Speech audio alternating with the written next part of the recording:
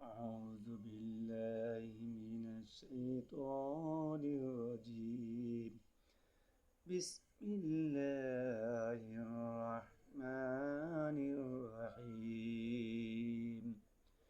সূরা বাইয়ানার বাকি অংশ।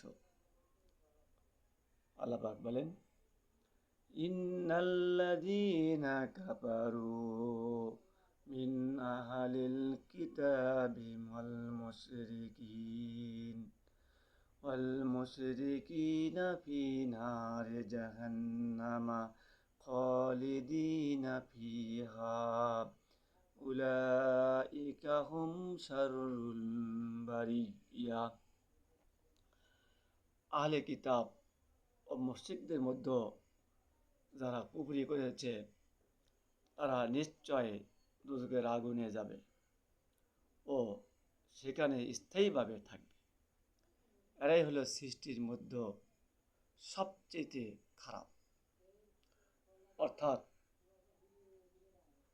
এখানে সাফ করে দেওয়া হয়েছে, সাফ কথা বলা হয়েছে। নিশ্চয় আহলে কিতাবদের এবং মুশরিকদের মধ্যে তারা আল্লাহ রাসূলকে অস্বীকার করে, তারা এই জগতের সবচেয়ে নিকৃষ্ট এবং খারাপ, আর তাদের স্থান হবে জাহান্নাম। সুতরাং আমরা জাহান্নাম থেকে বাঁচতে চাই।